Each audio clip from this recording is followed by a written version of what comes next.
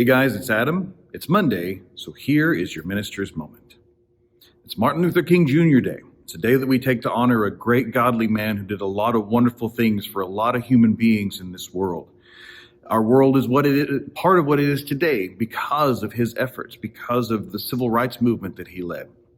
Racism is not what it used to be. Is it still around? Yes. Will it probably always be around? Probably. But it is not what it used to be. People see each other as human beings created in God's image, all created equal. And he had a big part to do with that. And we honor him for that today, for his accomplishments, for his efforts, his sacrifice in leading that charge.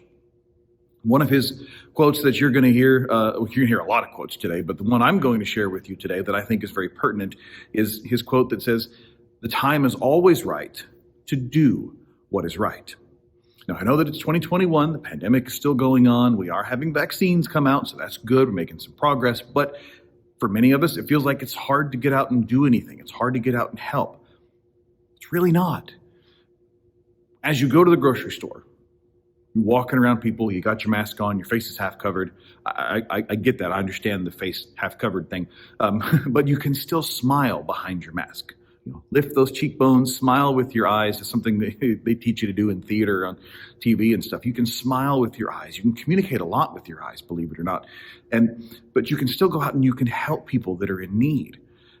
I can't help but think of Matthew 25. And Jesus has the sheep and the goats, people separated in front of him. And he's talking about how, when you visited somebody in jail, when you fed somebody that was hungry, when you gave water to somebody who was thirsty, you clothed somebody that was naked, when you helped the poor, the least of these, he says, when you saw somebody in need and you helped them, you did that for me. You helped me. You fed me. You clothed me. You visited me. You did all these things for me. And there's a large portion of those people that are saying, Lord, when did we see you do all that? When did we see you hungry? When did we see you thirsty? What are you talking about? And he says, truly, I tell you, when you didn't do these things to the least of these, you didn't do them for me. A lot of our benevolence, inspiration, a lot of the reason we do the things that we do when we help people that are in need of help is because, one, we're doing it for Jesus, as out of gratitude, out of the amazing things that he did for us. He led the example, y'all. He helped those who cannot help themselves get out of a situation that it was impossible for them to get out of. That's us, spiritually speaking. He did that himself. The example is that he went out and he did it himself. Okay, I know it's tempting. I really do. I know it's tempting to just share something on social media and say, well, I raised awareness. Maybe I inspired somebody to go out and do some good. That's kind of doing something.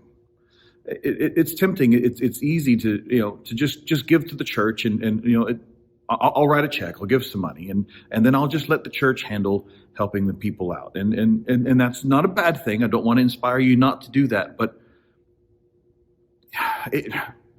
God also didn't tell you to just pay your taxes and let the government help the people, through that while you sit back and reap the benefits. That's not at all the example that Jesus gave us. The example that Jesus gave us was you go out. The command that he gave us was you go out and you help the people.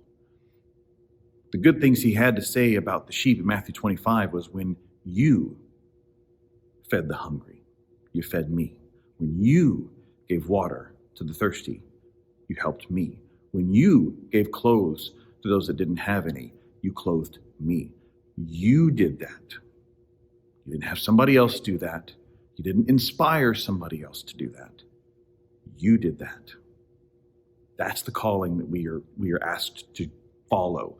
That is the example that we are given to go and do. Martin Luther King Jr. is completely right. The time is always right to do what is right. Make sure you don't end it at just thinking about it, just trying to inspire somebody by sharing it on social media, by paying my taxes, by giving to the church. God invites, and I'd even say requires hands-on help. That's how you build relationship. That's how you plant that seed of the gospel in somebody else's life. That is how you do what you need to do. Because after all, James chapter 4, verse 17 tells us, if anyone then knows the good that they ought to do and does not do it, it is sin for them. Yeah. Take a personal interest and a personal effort in helping the people around you. When you see injustice, do something about it. When you see somebody being treated unjustly or unfairly, say something about it. Intervene. Enter into that situation and bring goodness into it. Don't just sit back and let others do it for you. Get involved. Be involved. Be Jesus to somebody. In the words of another wise man, do or do not. There is no try.